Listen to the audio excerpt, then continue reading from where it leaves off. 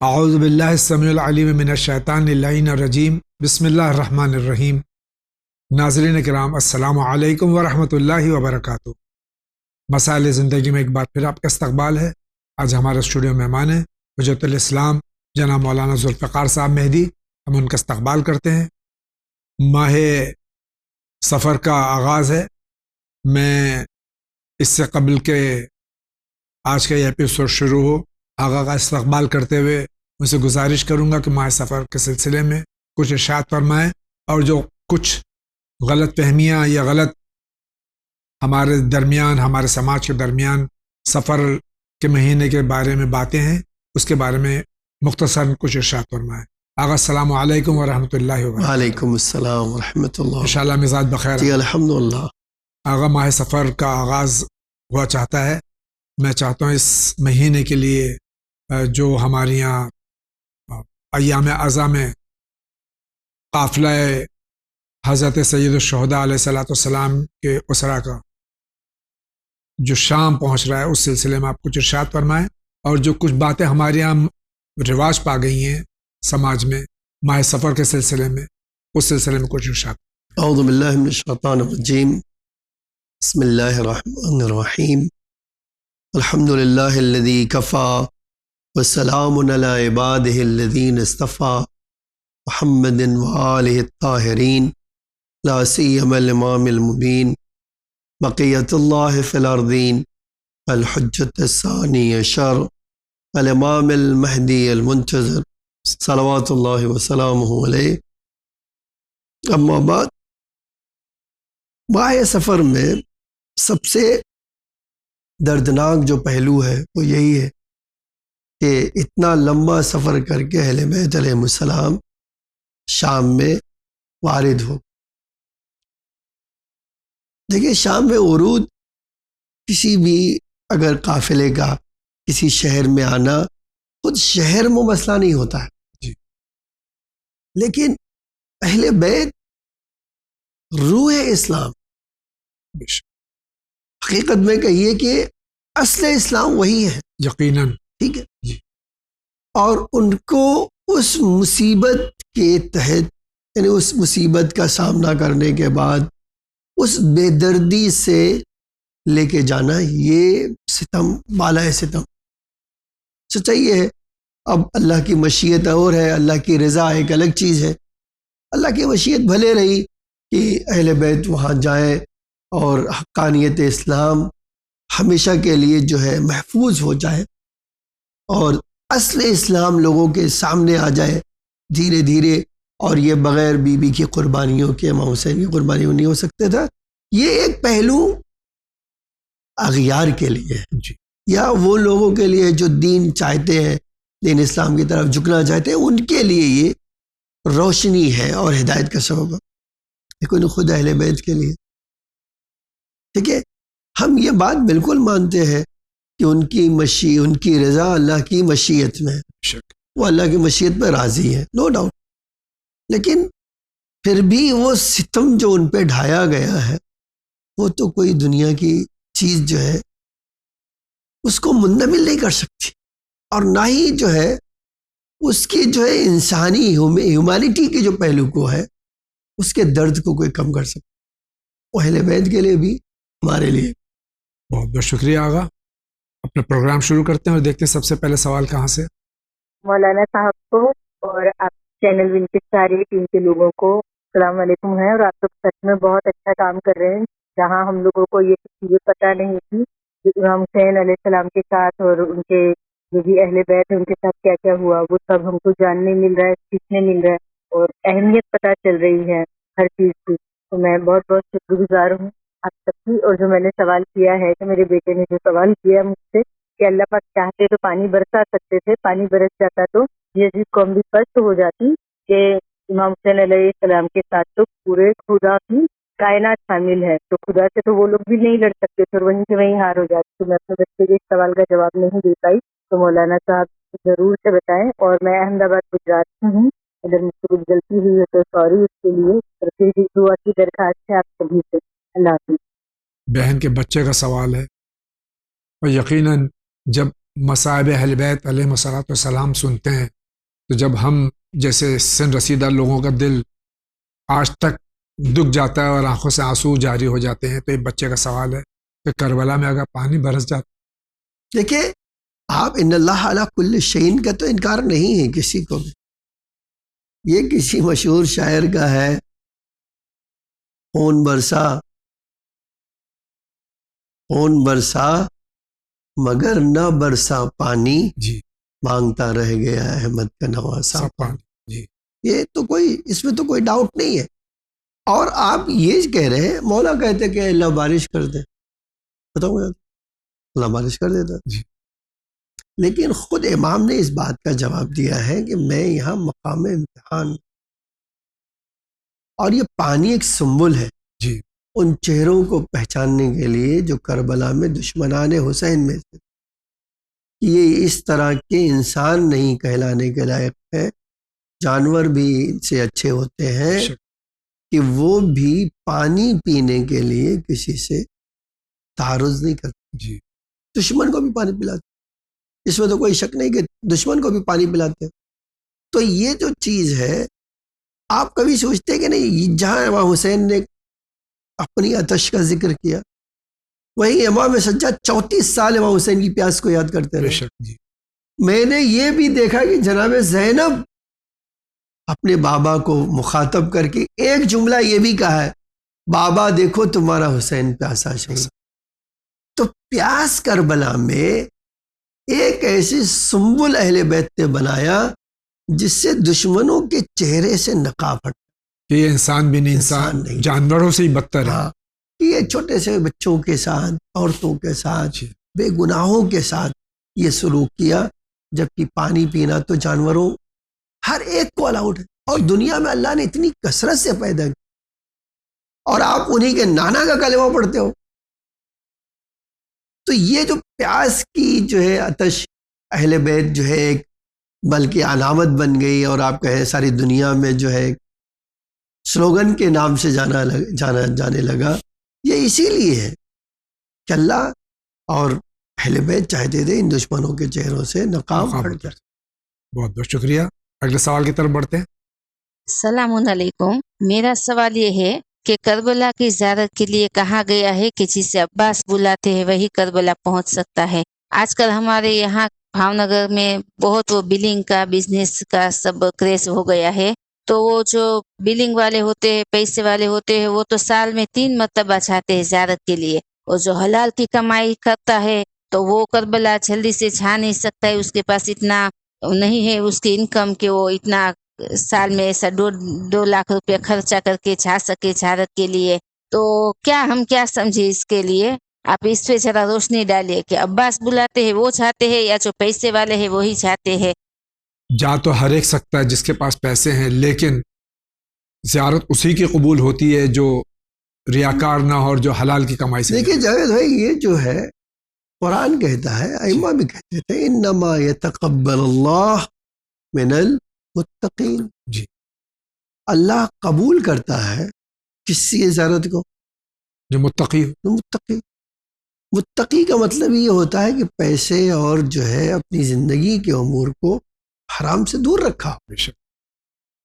اگر یہ ہماری بہن جو کہہ رہی ہے کہ مثلا وہ جا رہے ہیں تو جا تو وہاں ہندو بھی رہے، غیر مسلم بھی جا رہے ہیں، عیسائی بھی جا رہے ہیں، جی فاسق و فاجر بھی جا رہے ہیں. جی تو آپ کیا کہہ دیں گے کہ سارے زائر ایک جیسے ہوتے ہیں؟ زائروں کی کیٹیگری ہے. جی کچھ زائر جاتے ہیں وہاں جو ہے اصل ہدف ان کا زیارت نہیں ہوتا، اصل ہدف دکھاوا ہوتا ہے مثال کے طور پر. جی تو جو دکھاوا کرنے جا رہا ہے اس کی زیارت ہو سکتی. اب یہ جو دوسری بات کہہ رہی تھی، ہمارا وہاں بعض زیارتوں میں آیا ہے، ہم پڑھتے بھی ہیں زیارتوں میں کہ اے میرے آقا اگر آپ اجازت نہ دے تو آپ کی بارگاہ تک کوئی آ نہیں سکتا. ٹھیک ہے یہ بات. اب امام کیوں کسی کو اجازت دیتے ہیں، اس کا ریزن کون بتائے؟ میں آپ دیکھیے بہت سیدھا سا سوال، بالکل صحیح بات ہے کہ بھئی یہ جو ہے امام اجازت دیتے ہیں، کس کو دیتے ہیں اور کس مقصد سے دیتے ہیں، یہ کون بتائے؟ میں آپ یا کوئی اور؟ یہ وہی بتائیں گے جن کی زیارت کے لیے آپ گئے ہیں. اور ہمیشہ سے یہ رہا ہے کہ زائر اور نائب الزیارہ اور زائر دونوں کا جو ہے، زائر حقیقی وہی ہوتا ہے جس میں وہ کمالات پائے جاتے ہوں جو زیارت کرنے والا زیارت کے لیے گیا ہے اور حاصل کیا. جی ٹھیک ہے، اسی لیے کہا تھا کہ زیارت جو ہے کہتے ہی ہے کہ آپ مزور کی کچھ خصوصیت آپ کے اندر آ جائے. اب اگر امام حسین کی زیارت کا تو امام حسین کی زائر کب بنیں گے؟ جب امام حسین کی سیرت کا کوئی آپ کے پہلو آ جائے. جب تک آپ کے اندر وہ پہلو نہیں آئے گا آپ حقیقی زائر نہیں بن سکتے. بے شک جی. ایسے تو السلام علیکم کہہ دیجئے. جی. لیکن میں دوسری طرف سے سوچتا ہوں کہ شاید ان گنہگاروں کو جو موقع ملتا ہے شاید تائب ہو جائے تو وہ جی یہی ہے جی. کہ اس کے گناہوں کو دھلنا ہے. اور ہوتا ہے، اگر دیکھا ہے ہوتا ہے کہ کافی لوگ جو زیارت پہ جاتے ہیں اس کے بعد آنے کے بعد ان کے اندر ایک بدلاؤ ہوتا ہے، ان کا گناہ دھل جاتے گناہ ہیں. دھل جاتے ہیں اور پھر وہ نیک ہو جاتے ہیں. ہاں، اللہ تعالیٰ تو ہم سب اللہ کو توفیق عطا فرمائے. شاید اس کی وجہ جی یہی ہو. جی. اور بار بار زیارت امام حسین ہم سب کو نصیب ہو انشاءاللہ. اللہ. اگلا سوال. السلام علیکم جناب مولانا صاحب اور جناب جاوید بھائی. میرا کوشچن ہے کہ جب 72 شہیدوں کو دفنایا گیا کربلا کے، تو ان کو امام زین العابدین نے دفنایا ہے. تو جیسے جو شبی یا پھر تابوت سجاتے ہیں محرم میں، تو وہ عورتوں کو ہی سجانا چاہیے جو امام کے تابوت ہیں، یا مرد کو سجانا چاہیے؟ شکریہ، خدا حافظ. جو ہم شبیہ تابوت برآمد کرتے ہیں اس کو جو سجایا جاتا ہے تو یہ خواتین کو کرنا چاہیے یا مرد بھی کر سکتے ہیں؟ دیکھیں یہ اس میں تو کوئی ایسا نہیں ہے کہ شرعی پہلو نہیں، فقہی آپ اگر پوچھنا چاہتے ہیں تو فقہ میں تو کوئی مسئلہ نہیں ہے. جی. ایک بی بی کا تابوت اگر جو ہے کوئی مرد سجا دے گا تو کوئی حرج نہیں ہے. نہیں تو جی. شکریہ. آپ کیا کہنا چاہتے ہیں؟ السلام علیکم، میرا نام سید ریاض حسین جعفری، میں ناگپور شہر سے بول رہا ہوں. علی جاوید علی صاحب اور حجت الاسلام کی خدمت میں بہت بہت سلام.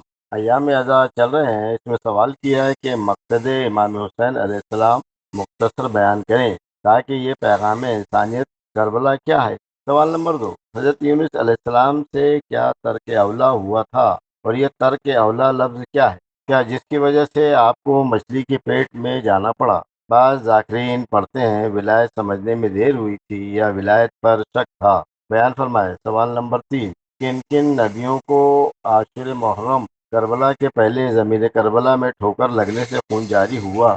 کیا مولائے کائنات علی بن ابی طالب علیہ السلام کا بھی اس سرزمین سے گزر ہوا تھا؟ جواب عنایت فرمائے. شکریہ، خدا حافظ. ہمارے بھائی کے 3 سوال ہیں. مقصد کربلا امام حسین علیہ السلام کا پچھلے ایپیسوڈ میں تفصیلاً یہاں سے بیان کیا جا چکا ہے، پھر بھی آپ ارشاد فرما دیں. دیکھیں امام حسین علیہ السلام کی جو کربلا جانے کا مقصد خود اصلاح و امت جدی، خود امام نے بتایا. جی. اچھا، اصلاح جو ہے ایک ایسا لفظ ہے جاوید بھائی جی. جو ہر پہلو کو شامل کرتا ہے. بے شک. جی. آپ کی پرسنل لائف کی اصلاح، میری پرسنل لائف کی اصلاح، اکنامک کی اصلاح، حکومت کی اصلاح، سوسائٹی کی اصلاح، جامع دینی معاشرے کی اصلاح. تو اصلاح یعنی اصلاح انسانیت مکمل. جی. تو اصلاح انسانیت، جی. تو اس کے بہت سارے پہلو پائے جاتے ہیں. جی. انفرادی بھی، اجتماعی بھی. جی. ایک ہر ایک انسان سے بھی تعلق رکھتا ہے، ہر ایک سوسائٹی اور قوم سے بھی تعلق رکھتا ہے، حکومت سے بھی تعلق رکھتا ہے، اور دنیا کو جنت بنانے سے بھی تعلق رکھتا ہے. بے شک. جی. تو مقصد حسینی تو بہت عظیم ہے. جی. اور ان میں سے ایک مقصد یہ ہے کہ اللہ کے لیے کام کیجیے. دوسرا سوال ان کا یہ، حضرت یونس علیہ السلام نے جو ترک اولا کیا تو کیا یہ ولایت کے انکار کی وجہ سے یا نہیں سمجھنے کی وجہ ایک سے؟ چیز جو تعویل وہ کہنا چاہ رہے ہو اگر کہ یہ تعویل ہے تب تو قابل قبول ہو سکتا. جی. لیکن جو خود قرآن نے بتایا ہے وَإِنَّ يُونُسَ لَمِنَ الْمُرْسَلِينَ، بے شک یہ سورہ صافات کی آیت، جی اللہ کہہ رہا ہے کہ اِنَّ يُونُسَ لَمِنَ الْمُرْسَلِينَ، ہمارے رسولوں میں سے ایک، جی اِذْ أَبَقَا إِلَى الْفُلْكِ الْمَشْحُونِ، اپنی قوم کو چھوڑ کر، جی ان کی اصلاح سے مایوس ہو کر چلے گئے، جی جب یہ سدھرنے والے نہیں ہے، نہیں۔ کہاں چلے گئے؟ إِلَى الْفُلْكِ الْمَشْحُونِ، ایک ایسے کشتی پہ جو بھری ہوئی تھی، فَسَاهَمَ فَكَانَ مِنَ الْمُدْحَضِينَ، کہتے ہیں بس یہ جو ہے جناب یونس جب یہ اس حالت کو آئے تو آپ اندازہ لگا سکتے ہیں کہ یہ جو مسئلہ ہے، اب ساہمہ کے لیے بہت سارے یعنی قرعہ نکالا، یہ ساہمہ کا مطلب کیا ہے؟ ان کے نام سے قرعہ نکالا گیا جی کہ یہ ان کے نام سے قرعہ نکالا گیا کہ یہ کشتی میں رہیں گے یا کشتی سے باہر رہیں گے۔ قرآن کہتا ہے کہ قرعہ نکلا جو ہے جنابی یونس کے نام، اور ان کو اٹھا کر دریا میں پھینک۔ اس کے بعد یہ ہے کہ تاریخ میں آیا کہ ایک مچھلی آئی اور اس نے کیا کیا؟ ان کو نگل لی، اور قرآن کہتا ہے اب وہ اس وقت فَالْتَقَمَهُ الْحُوتُ وَهُوَ مُلِيمٌ، اب جب اس کی مچھلی کے پیٹ میں چلے گئے جی تو شرمندہ تھے، جی ملامت کرتے تھے۔ فَلَوْلَا أَنَّهُ كَانَ مِنَ الْمُسَبِّحِينَ، اب اگر وہ تسبیح کرنے والوں میں سے نہ ہوتے، لَلَبِثَ فِي بَطْنِهِ، تو ان قیامت تک اِلَىٰ یومِ یُبْعَثُونَ تک رہتے تھے۔ اب دیکھیے یہ بات جو ہے روایت، تفسیری روایت میں بھی آئی ہے اہل بیت علیہ السلام، غیر روایی تفسیروں میں بھی آیا ہے جی اور یقینی بات ہے، میں نے کہا کہ یہ جو وہ پھر وہ کہہ رہے ہیں کہ کیا اس کی ایک وجہ یہ ہو سکتی ہے کہ اہل بیت کی ولایت میں نے کہا وہ تعویل ہو سکتی، تفسیر ہو سکتی، جی اور یہ تو یقینی مانتے ہیں ہم کہ وہ ان کو قوم کو چھوڑ کے جاننا ترک اولا ہوا ان سے، جانا نہیں چاہیے، جی وہ ان کے لیے مناسب نہیں۔ تیسرا مسئلہ جو ہے ان کا یہ عاشورہ یعنی جو 10 محرم ہے، اس دن کن کن انبیاء علیہ الصلوۃ والسلام کا کربلا جانا ہوا، کیا مولانا متقیان بھی؟ جاوید بھائی تاریخی جو ہے بات کوئی یقین سے آپ نہیں کہہ سکتے، جی ہاں ہمارے پاس ملتا ہے، بے شک ملتا ہے کہ جناب نوح کا گزر ہوا جی تو ان کو چوٹ لگی، جی جناب موسیٰ کو چوٹ لگی، جی ہاں یہ بات یقینی ہے کہ علی علیہ السلام صفین کی جنگ سے پلٹتے ہوئے کربلا سے گزرے اور امام نے ماتم بھی کیا، وہ روایت مل گئی مجھے جو تعویل والی تھی۔ جی ان اللہ امیر المومنین علیہ السلام سے تفسیر اہل بیت میں یہ روایت، ان اللہ عرض ولایتی الی اہل السماوات وعلی اہل الارض، ہماری ولایت کو اللہ نے زمین اور آسمان پر پیش کیا۔ اقر بها من اقر، جس نے اقرار کیا وہ تو اقرار کیا، ومن انکرہا وانکرہا من انکرہ، جس نے انکار کیا پھر انکرہا یونس فحبسہ اللہ فی بطن الحوت حتی اقر بها، ہم یہی اس کا ترجمہ کریں گے کہ انہوں نے تاخیر کی تو مچھلی کے پیٹ میں چلے گئے اور اقرار کیا تو باہر آ گئے۔ بہت بہت شکریہ۔ اگلا سوال دیکھنے کس کا؟ میں سید ساجد حسین روہتاس سریا سے بول رہا ہوں۔ جاوید بھائی و مولانا صاحب کو السلام علیکم۔ خدا کا شکر ہے کہ محرم کی 1 تاریخ سے 10 تاریخ تک کافی اچھی امن و چین سے گزر گیا، کافی اچھے ذاکر آئے تھے اور انہوں نے فضائل و مصائب سے یہاں کے لوگوں کو نوازا۔ میرا سوال ہے کہ فاقہ شکنی میں کچھ لوگ چائے و دیگر چیزوں کا استعمال کرتے ہیں، کیا یہ صحیح ہے؟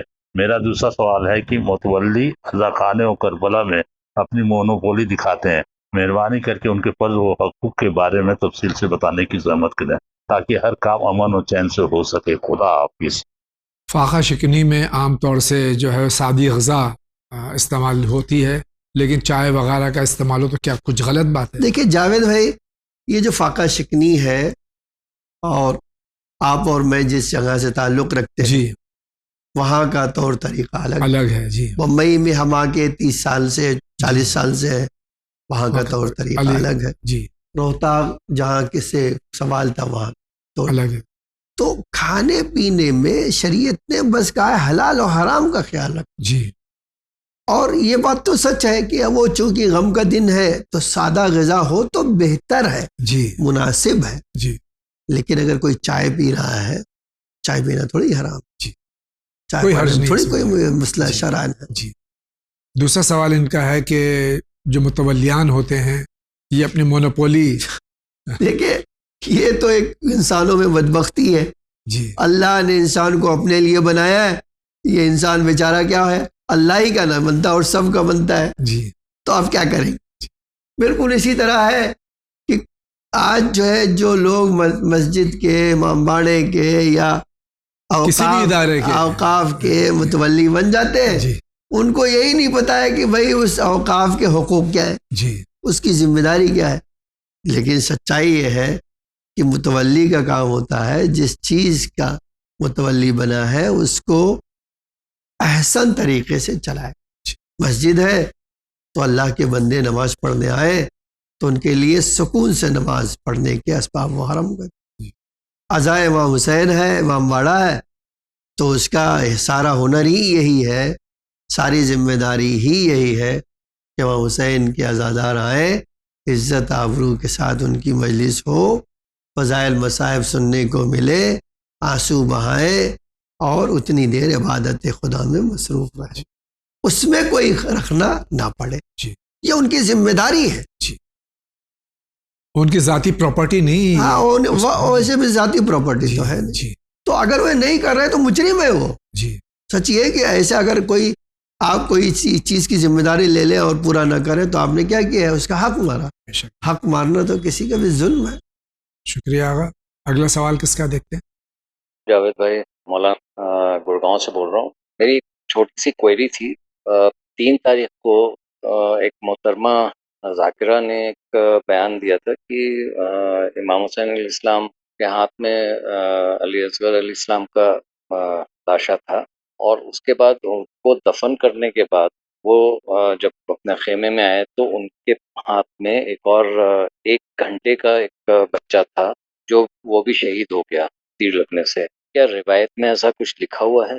ہم تو بچپنے سے سنتے ہوئے آ رہے ہیں کہ علی اصغر علیہ السلام کا ہی لاشا ان کے ہاتھ میں تھا اور اس کو دفن کیا تھا انہوں نے. پلیز یہ تھوڑا کلیئر کر دیجیے کیونکہ ایک نئی چیز سننے میں آئی. شکریہ جناب. خدا حافظ. بعض بزرگ علماء سے سنا ہے کہ علی اصغر کی شہادت کے بعد میں بھی ایک بچہ تھا جو کربلا ہی میں پیدا ہوا تھا اور اس کو دروازے در خیمہ پہ لے کے کھڑے تھے اور ایک تیر لگا اور وہ شہید ہوا. تو مقتل میں پایا جاتا ہے. جی کہیں مقتل میں ہے یہ روایت. جی شکریہ آغا. اگلا سوال. السلام علیکم جاوید بھائی اور مولانا صاحب. آپ سے میری ایک درخواست ہے. میرا بیٹا ہے 12 سال کا جو اس وقت بے حد ڈپریشن اور وہم کا مریض بن چکا ہے کہ جس کے لیے میں کچھ نہیں کر پا رہی. آپ اس سے التجا ہے کہ فرش اعضاء پر روز فرش اعضاء بچتی ہے، فرش اعضاء کے صدقے سے میرے بچے کے لیے دعا کرائیے اور مجھے کوئی وظیفہ بتائیے. اور میرا دوسرا سوال ہے کہ جس طرح سے ہم مولا کی نظر کرتے ہیں یا نماز میں استغفار کی تسبیح، درود کی تسبیح پڑھتے ہیں، تو کیا ہم اس میں اپنے عزیزوں کو، قائم عزیزوں کو اور اپنے مرحوم عزیزوں کو بھی شامل کر سکتے ہیں؟ شکریہ، مہربانی. میرے حق میں دعا کیجیے مولا سے. افسوس کی بات ہے کہ 12 سال کا بچہ ڈپریشن میں، تو یہ گھر کے حالات کیا ہیں اس کو ان کو دیکھنا چاہیے. بالکل. اور اس حالات کو ان کو سدھارنا چاہیے. گھر میں ان کی وجہ سے نہیں ہو، ان کے شوہر کی وجہ سے یا گھر میں اور دیگر افراد ہیں ان کی وجہ سے. بچے کو سمجھنے کی کوشش، سمجھنے کی کوشش، یا اسکول میں کیا ہو رہا ہے اس کے ساتھ میں، اس کے دوستوں کے ساتھ میں کیا ہو رہا ہے. تو یہ ساری چیزیں دیکھ کے اس کو گھر میں پہلے ماحول صحیح کرنا چاہیے. آگا یہ میں اپنی طرف سے کہہ رہا ہوں. اور اچھے ڈاکٹر کو، سائیکولوجسٹ کو دکھانا چاہیے اور باقی وظیفہ بتائیں. پھر ساتھ بار جو ہے نا دونوں کانوں میں سورہ جو ہے ناس اور فلق پڑی. فلق. جی وہ ڈپریشن نکل جائے گا. اگر کچھ انشاءاللہ اس طرح کی شرارت ہوگی تو نکل جائے گا انشاءاللہ. मासूमीन अलैहिस्सलाम के शहदा करबला, सिरान करबला की नज़र वगैरह करते हैं, उसमें अपने मरहूमीन को शामिल कर सकते हैं, कर सकते हैं। कोई हर्ज नहीं। शुक्रिया। अगला सवाल। मैं अबिहा हैदर रिजवी, लखनऊ उत्तर प्रदेश से। सलाम वालेकुम जावेद भाई एंड मौलाना साहब, खुदा आप लोगों को और हमारे इस टीवी को बहुत ही कामयाबी और शोहरत अता हो। जावेद भाई, हमारे कुछ सवाल हैं, मौलाना साहब जवाब देंगे तो बहुत ही होगी। पहला ये सवाल है, क्या मुस्लिम खाना हराम है? ये आजकल यूट्यूब पे कहते हैं कि मुस्लिम तो खा सकते हैं, और अगर हराम है तो मतलब इसका सही आंसर क्या है? एंड सेकंड मेरा ये क्वेश्चन है, क्या हम लोग अपने घर में कैट को पाल सकते हैं? कहा जाता है बिल्ली एक बरकती जानवर है और कुछ यहाँ मतलब कैट को नहीं रखते, तो क्या है इसका सही आंसर? दूसरा, एक व्यूअर ने सवाल किया था लास्ट एपिसोड में, क्या मुहर्रम में शादी हो सकती है? ये बहुत खराब सवाल था, मैं समझती हूँ, और ऐसा सवाल वो बोलने के लिए सोच कैसे सकते हैं। एंड फोर्थ मेरा ये है कि हमारे वहाँ मजलिस होती है, जिनमें तो लाइक एक जनानी मजलिस भी होती है और मर्दानी मजलिस भी होती है। जनानी मजलिस में शिरकत करते हैं तो पहले वहाँ कैमरे नहीं लगाए जाते थे, तो जिसमें जो खातून थी वो शिरकत करती थोड़ी सीधी तरीके से वहाँ बैठती थी, बट अब हमने देखा है, नोटिस किया है वहाँ कैमरे लगे हैं। तो इस आलम में खातून को थोड़ा प्रिकॉशन लेना चाहिए, बहुत मतलब सोच समझ के बैठना चाहिए, या फिर कैमरे ऐसी जगह नहीं लगाने चाहिए। तो इससे प्लीज आप रोशनी डालिए और हम गुजर करें। खुदा बहन के 3 सवाल हैं और चौथा एक सजेशन है। मशरूम खाना बारहा यहाँ से कहा गया है कि जायज़ है। जी हाँ, जायज़। जी जायज़ है। दूसरा ये है कि बिल्ली पालना, देखिए जानवर जो है जी पालने में कोई हर्ज नहीं है, लेकिन बिल्ली के बाल में, जी मूंछों के बाल खास तौर पर, अगर वो लग गया तो आपकी नमाज मकरूह हो जाएगी। जी इसलिए बिल्ली ना पाले तो ठीक है। जी बरकती वरकती ये सब ये सब जो है कहना सही नहीं है। जी हाँ, कबूतर के बारे में हमारे पास जी रिवायतें हैं। और तीसरा सवाल, ये पिछले किसी एपिसोड में एक सवाल आया था, क्या क्या मुहर्रम में शादी की जा सकती है? देखिए, एक बार हराम और हलाल की बात है तो शरीयत तो ये नहीं कहती, लेकिन आपका कैसा दिल है कि आप कह रहे हो कि भाई हमारा बाप मर जाए उस दिन हम शादी करेंगे? ये कैसी बात? जी ये तो इंसान हराम तो नहीं हमारा बाप मर जाए उस दिन शादी करना। तो क्या जी जी ये तो कहना ही गलत है। जी अब लोग जो है मसन कहने को तो बहुत कुछ कह देते हैं, लेकिन सच्चाई तो ये है कि आप इस तरह का सवाल करना गलत। अगर मोमिन है तो हरगिज नहीं करेगा। जी चौथा सवाल ये जो कि लेडीज मजालिस वगैरह में कैमरे वगैरह सीसीटीवी कैमरे लगा दिए जाते हैं। देखिए, इखलाकी जो बातें हैं जी वो तो तकाजा नहीं करता कि आप कैमरे लगवा लीजिए, और आपके घर कोई मेहमान आए जी और वो किस हालत में बैठी हुए हो आप नहीं जानते हैं जी, तो आप कहते मैं कैमरा लगवाऊंगी, आपकी तस्वीर उतारना सही नहीं होगा जी। ऐसी सूरत में इल्ला है कि आप पहले से ऐलान कीजिए कि भाई आप आ रहे हैं, आप खुद केयर कीजिए जी अपने हिजाब की, खुद हिफाजत जी, तो ठीक है जी। लेकिन अगर आप आमतौर से किसी को मस्जिद से बुला रहे हैं और उसको बताए नहीं, उसको फोटो ना, तो शायद शरन जायज़ ना हो। जी शुक्रिया आगा। अगला सवाल।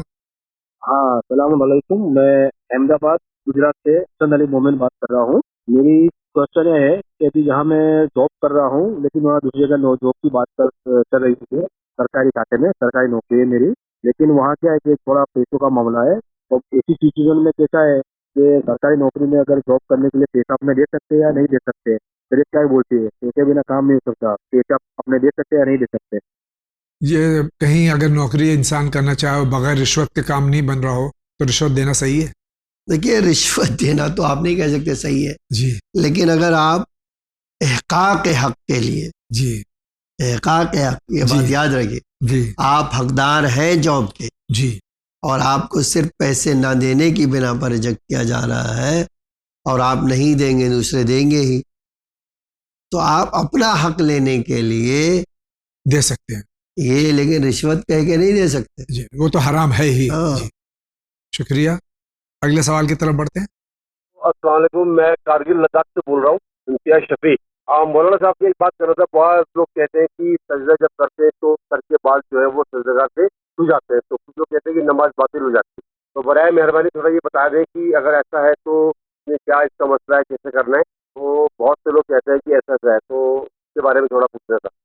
سجدہ کرنے میں بال اگر بیچ میں آ جائے تو کیا سجدہ ہو جائے گا؟ بال کا مسئلہ نہیں ہے جی, مسئلہ کیا ہے, پیشانی اور سجدے کے درمیان کوئی چیز حائل نہ ہو. جی بے شک. جی نہیں کہ بال, اب بال آپ جھوٹے کی طرح رکھے ہوئے ہیں, جی. چوٹی باندھتے ہو اور بیچ میں سجدہ کرنا آ رہے ہیں آپ پیشانی, تو آپ سجدہ نہیں کر رہے نا, بال پہ کر رہے ہیں. جی اس لیے لوگ کہہ رہے ہیں, ورنہ بال مسئلہ نہیں ہے. جی پیشانی اور سجدے کی جگہ پر کوئی بیچ میں رکاوٹ نہ ہو. شکریہ. آگے بڑھتے ہیں. ہاں, میرا نام یوسف علی خان ہے, میں لکھنؤ سے بول رہا ہوں. میرا کوشچن بہت بڑا ہے کہ ایک آدمی کے 4 بیویاں, اس کے مختلف بیویوں کے بہت سارے بچے 9 بچے ہیں, ایک 3 لڑکے ہیں 6 لڑکیاں ہیں, اور اس آدمی کو اپنے پوروجوں سے بہت سی سفلتیں ملی ہے نا. وہ سب سے اپنی آخری بیوی سے جو بچہ پیدا ہوا ہے اس کو ایک ول کر کے مر جاتا ہے. تو میں کیا کہنا چاہتا ہوں, کیا ان باقی 3 بیویوں کے جو بچے ہیں ان کا حق نہیں بن سکتے؟ مجھے اس کو تھوڑا سا تفصیل میں جانکاری چاہیے. مسئلہ میراث ہے. ایک بیوی ہو, 2 بیویاں ہو, 3 بیوی, 4 بیوی, جتنی بھی ان کی اولادیں ہوں, تو مسئلہ میراث کیا یہ پوچھنا چاہ رہا ہوں. دیکھیے, ول بنانا سے کسی بھی مرنے والے کو جو ول بنانے کا اختیار شریعت دیتی ہے 1/3 ہے. جی ہاں, اس سے زیادہ نہیں کر اس سے سکتے. 1/3 سے زیادہ کے لیے ول نہیں. اب اگر انہوں نے بنایا ہے 4 بیویاں تھیں اور آخری کے لیے بنایا ہے تو 1/3 وہ بیوی لے سکتی ہے. جی اور بقیہ جو 2/3 ہے, جتنی بھی اولاد ہے, مثلا ان کا 9 ہے جی, اور 3 بیٹے ہیں اور 6 بیٹیاں ہیں, تو 8واں حصہ بیویوں کا ہو جائے گا. اس میں 8ویں حصے میں 4 بانٹ لیں گے. جی 8واں حصہ نکال لیجیے, 4 کو دے دیجیے. تو 1/3 جو ہے خود وصیت کیا ہے, جس کو وصیت کیا اس کو دینا ہے. بقیہ جو بچے گا, لڑکی کو 1 حصہ, لڑکے کو 2 حصہ. کوئی ایک محروم نہیں رہے گا. جی بے شک. جی کوئی ایک. جی, آپ کتنا بھی پیار کرتے ہو, وہ پیار اپنی جگہ ہے. اپنی جگہ. جی, آپ کو شرعی قانون کیا ہے, لڑکی کو 1 حصہ, لڑکے کو 2 حصہ, یا تو آپ زندگی میں ہبا کر دیجئے. جی, ہاں, اور ہاتھ اٹھا لے ہے بھائی, وہ تو ایک الگ مسئلہ ہے. ول بنانے سے کچھ نہیں ہوگا. جی. شکریہ. آگے بڑھتے ہیں. السلام علیکم, میرا نام ہے مائرہ فاطمہ بی.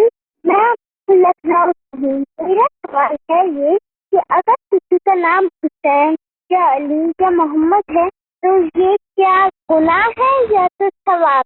اور میرا دوسرا پوائنٹ ہے کہ جب نماز پڑھتے ہیں تو کسی بات تلوار پڑھے اور کسی بات اللہ اکبر بولے. شکریہ. خدا حافظ. پہلا سوال تو بچی کا یہ ہے کہ بچی ہے بچہ جو بھی بہرحال اللہ سلامت رکھے, کہ نام محمد, علی, فاطمہ, حسن, حسین رکھنا ثواب ہے, عظیم ترین ثواب ہے. ہاں, یہ کیسی بات ہے. جی 100% ثواب. جی جی جی. جہاں تک رہا یہ سوال کہ بھائی ائمہ ہمارے کہتے تھے ہر ایکشن کے بعد جی اللہ اکبر کہنا مستحب ہے. جی. اور جہاں تک صلوات پڑھنے کے بعد آپ تشہد میں تو پڑھنا واجب ہے. جی. بقیہ ذکر رکوع کے بعد اور سجدے کے بعد آپ صلوات پڑھ سکتے ہیں. شکریہ. آپ کیا کہنا چاہ رہے ہیں؟ السلام علیکم مولانا صاحب, مجھے ایک دعا یا عمل جو بھی کچھ کہہ لیجیے چاہیے. میرا بیٹا ہے 27 سال کا, وہ نماز پڑھتا تو ہے, روزے بھی رکھتا ہے, لیکن پابندی سے نہیں رکھتا ہے, اور نماز بھی پابندی سے نہیں پڑھتا. اگر ہم زیادہ کہتے ہیں تو وہ کہتا ہے آپ پیچھے پڑ جاتی ہیں, ہم پڑھ لیں گے. تو میری دلی خواہش یہ ہے کہ بس میرا بیٹا جو ہے نمازی پرہیزگار بن جائے. ویسے اس میں کوئی اور کمی نہیں ہے, بہت فرمانبردار بھی ہے. ہاں, کبھی کبھی غصہ آ جاتا ہے اس کو, خیال بھی بہت رکھتا ہے ہم سب کا. ہم ایک ہی اکیلا بیٹا ہے, تو ہم یہ چاہتے ہیں اس کی دنیا اور آخرت دونوں بن جائے. والسلام. پہلی بات تو یہ کہ جب آپ کا ٹیلی فون لگ جائے, کال لگ جائے, تو اپنے ٹی وی کو میوٹ کر دیں, پیچھے کے ڈسٹربنس کو ختم کرنے کی کوشش کریں. 2 آواز آ رہی, سمجھ میں نہیں آ رہا کہ آپ کچھ ارشاد فرما رہی ہیں یا پیچھے کوئی صاحب وہ بول رہے ہیں.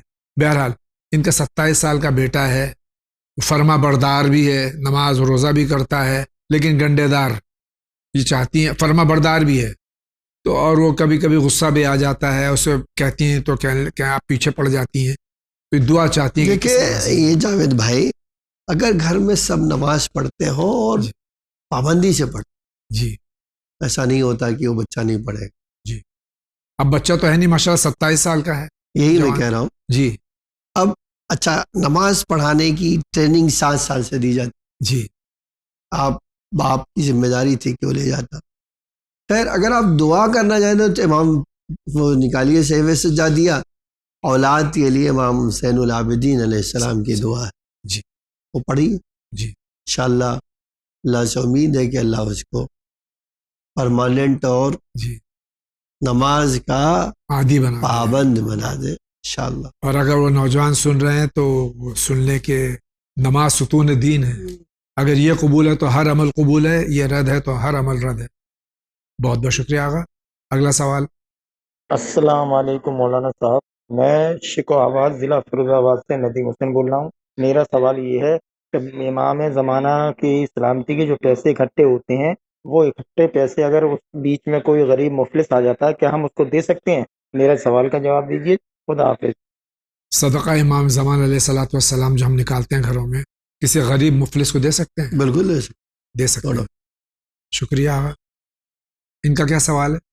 السلام علیکم. میرا سوال ہے کہ اگر عدت میں عورت ہے تو کن کن لوگوں سے عدت کرنا واجب ہے؟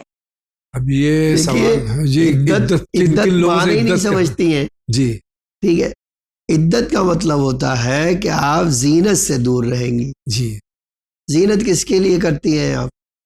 شوہر کے لیے جو ہے نہیں، اب جو آپ کے لیے شوہر آئی نہیں. جی تو اچھا، اب آپ یہ پوچھیں محرم تو محرم پہلے ہی سے ہوتے ہیں، جی ان میں تو کوئی چینج آتا ہی نہیں ہے. جی چینج جو آتا ہے وہ صرف کیا ہے، جن سے طلاق ہو گئی ہے یا مر گئے ہیں. اگر شوہر مر گیا ہے تو اس کا غم منانا ہے، جس کو عدہ کہتے ہیں. جی اور اگر طلاق ہو گئی ہے تو 3 مہینے شوہر کے گھر میں ہی رہنا ہے. عورت عدے کے درمیان طلاق کا عدہ ہے تو شوہر کے لیے سج بھی سکتی. جی شکریہ آغا. اگلا سوال. میرا سوال یہ ہے کہ میں کانپور یو پی سے بول رہا ہوں. وہ لوگ وضو کرتے ہیں تو اس کے بعد وہ رومال سے یا توڑی سے پوچھتے ہیں، کیا یہ جائز ہے؟ میرا سوال کا جواب جلدی دیجیے گا. خدا حافظ. ان کے سوال کے 2 پہلو ہیں آغا. ایک تو وضو کرتے ہیں اور پوچھ لیتے ہیں، تو مسا سے پہلے پوچھ لیتے ہیں، یہ نہیں بتایا انہوں نے. جی دیکھیے، جنرلی اگر وضو مکمل ہو چکا ہے اور رومال سے پوچھ رہے ہیں جی تو مروا مکروہ ہے. جی ہاں، وہ نہیں پوچھنا چاہیے. جی لیکن اس سے وضو پہ کوئی فرق نہیں پڑے گا. جی ہاں، اب اگر وہ وضو کر رہے اور مسا کرنے کے لیے رومال نکالا اور سر خشک کر رہے جی تو پانی خشک ہو جائے گا، تو مسا کیسے کرے؟ جی تو یہ دھیان رکھنا پڑے گا کہ بھائی وہ اس طرح اگر پوچھ پاچھ رہے ہیں، خشک کر رہے ہیں، تو ہاتھ کی نمی جو ہے ختم ہو جائے نہ ہو جی، تو وضو صحیح ہوگا، ورنہ وضو باطل ہے. شکریہ. ان کا کیا سوال ہے؟ السلام علیکم. میں احمدآباد سے ذاکر حسین بول رہا ہوں. میرا سوال یہ ہے مولانا صاحب جاوید بھائی کہ جو فروج ہے جو ہوتا ہے وہ بغیر پہن سکتے ہیں، بغیر پہن سکتے ہیں؟ میرا جواب یہ. اگر کوئی نگ انگوٹھی جو چاہے فیروزہ ہو چاہے عقیق ہو، اگر ٹوٹ گیا ہو انگوٹھی میں، تو کیا اس کے پہن کے نماز پڑھ سکتے ہیں؟ نماز پڑھنے میں تھوڑی کوئی فرق پڑے گا. جی نماز میں کوئی فرق نہیں پڑتا. ہاں، اس پہ کوئی فرق نہیں پڑے گا، لیکن کہا گیا ہے کہ یہ ٹوٹ جائے تو نہیں پہننا چاہیے. شکریہ. اگلا سوال. السلام علیکم ورحمۃ اللہ وبرکاتہ. میرا سوال کشمیر سے. میں ایک عزادار ہوں. میرا سوال یہ تھا کہ اگر امام حسین علیہ السلام کی عزاداری ہوتی ہے تو اس میں کچھ سب سے پہلے ہمیں واجبات کو دیکھنا پڑتا ہے، کیونکہ اگر امام خمینی ہے یا آیت اللہ حسین یا کوئی بھی مرد ہے، انہوں نے مثل غیث کو بیان کیا ہے، پھر بھی ہمارے کشمیر میں کیا ہوتا ہے کہ یہاں پہ جو عورتیں وہ سڑکوں پہ ماتم دیکھتی ہے. یہاں پہ جو جلوس ہے عام طور رات کے ٹائم نکلتے ہیں، کوئی 10 بجے، بیچ میں 11 بجے 12 بجے، لیکن پھر بھی ہماری جو عورتیں وہ سڑکوں پہ ہوتی ہے. کیا یہ جائز ہے؟ اور دوسرا سوال میرا یہ تھا کہ جو یہاں کے عالم حضرات ہیں، انہوں نے یہاں پہ فرقہ واریت پھیلائی ہے، انہوں نے اپنے ممبر رکھے ہیں. یہاں پہ لوگ امام حسین کی ذکر کم کرتے ہیں لیکن فرقہ واریت زیادہ ہو رہی ہے. میں اس پہ آپ کی طرف سے جواب چاہتا ہوں، کیا یہ جائز ہے جو اس فرقہ واریت کرتے ہیں، جنہوں نے کشمیر میں جو پہلے آزاداری ہوتی تھی بالکل پوری طرح سے چینج ہو چکی ہے، کیونکہ یہاں پہ لوگ اب بالکل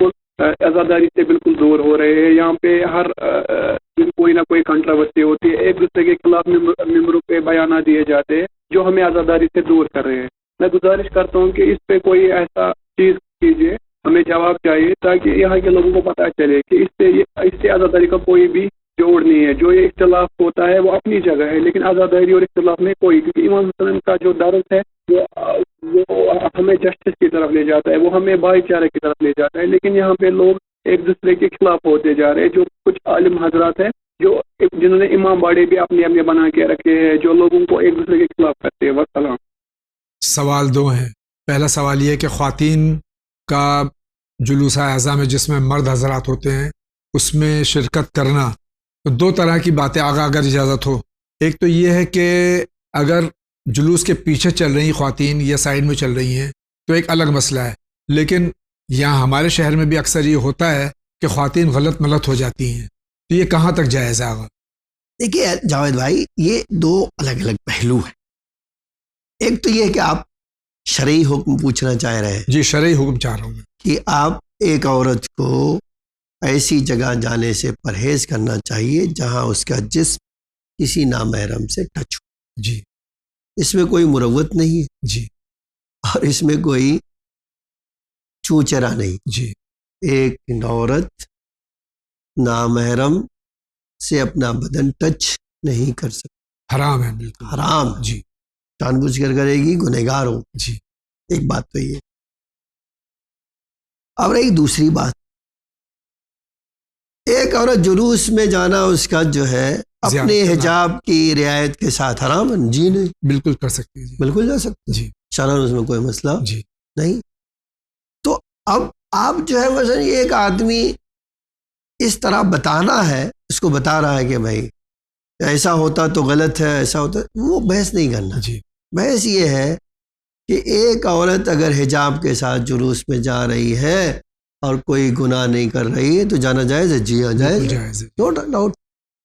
जहाँ तक रहा दूसरा सवाल, तो भाई ये जो है आप हमें जो लिख रहे हैं, हमें एक्चुअल सिचुएशन का पता नहीं। जी, आप हमसे पूछेंगे फ़िरक़ा वारियत गलत, हम कहेंगे हाँ गलत है। जी, आप कहेंगे कि मसलन जुलूस में जो है इमाम हुसैन के लिए खुलूस बाकी नहीं रहा, हम कहेंगे खुलूस से करो भाई। जी, आप कहेंगे आज़ादारी में रखना डाल रहे हैं, हम कहेंगे रखना ना डालो। जी, ठीक है। आप कहेंगे कि अपने अपने इमाम बाड़े लगा बना लिए, तो हम कहेंगे हम किसी की नीयत से नहीं वाकिफ़ है। जी, अगर उन्होंने खुलूस से बनाया होगा, मौला के लिए बनाया होगा, उनको अजर मिलेगा, जी, उनको अजीम सवाब मिलेगा। और अगर फितने के लिए बनाया होगा, गुनहगार होंगे। ठीक है।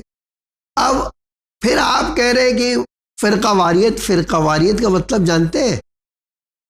फ़िरक़ा वारियत का मतलब होता है कि वो शिया से नान शिया बना रहे हैं, ऐसा तो नहीं होगा। हाँ, अब ये आपने जो पहला जुमला कहा था उससे मुझे ऐसा लगता है कि मुक़ल्लिदीन के दरमियान इख्तिलाफ। तो हमारा मशवरा ये है, जिसकी तकलीद करते हैं उसी के पीछे पीछे चलिए। जी, आपस में इख्तिलाफ ना कीजिए। आज़ादारी में कम से कम इख्तिलाफ, आज़ादारी इत्तेहाद का सबब है, इख्तिलाफ का सबब ना बनाइए। जी, ठीक। बाकी आप देखें वहाँ के लोग और मौलवियों को और मोमिनीन को खुद बैठ के इमाम हुसैन को इख्तिलाफ का सबब ना बनाए। इमाम हुसैन की आज़ादारी एक अजीम सवाब का सबब, अल्लाह से क़ुर्बत का सबब, उसको आप कैसे हो सकता है कि आप मोरिद इख्तिलाफ बना दें? ये करने अगर जानबूझ के कोई कर रहा है तो गुनाहगार है ये, तो जाहिर सी बात है गुनाह। और याद रखें बीवी से लड़ रहे हैं आप। जी, और उसका अजर दुनिया में भी उसकी सज़ा मिलेगी, आखिरत में भी उसकी सज़ा मिलेगी। बहुत बहुत शुक्रिया। अगला सवाल। मैं एमपी से बोल रहा हूँ। मेरा सवाल है जो करबला के अंदर जितने भी शहीद हुए इमाम हुसैन के अलावा जितने अंसार हुसैन भी, उनको कब कफन किया गया? गोरो कफन कब हुआ उनका? और उनके साथ अंसार हुसैन उनको कहाँ दफन किया? और सब एक साथ नमाज जनाजा हुई, ये अलग अलग हुई? ये मेरा सवाल है, क्योंकि अंसार हुसैनी का करबला में कहीं कुछ बताया नहीं गया है।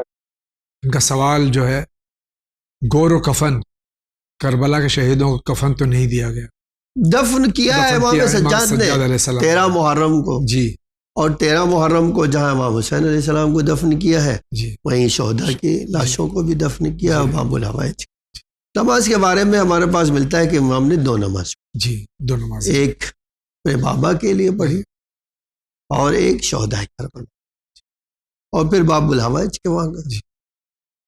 ناظرین کرام اسی کے ساتھ جا رہے ہیں بہت ہی مختصر سے بریک پہ، آپ کہیں نہیں جائیے، ابھی حاضر ہوتے ہیں۔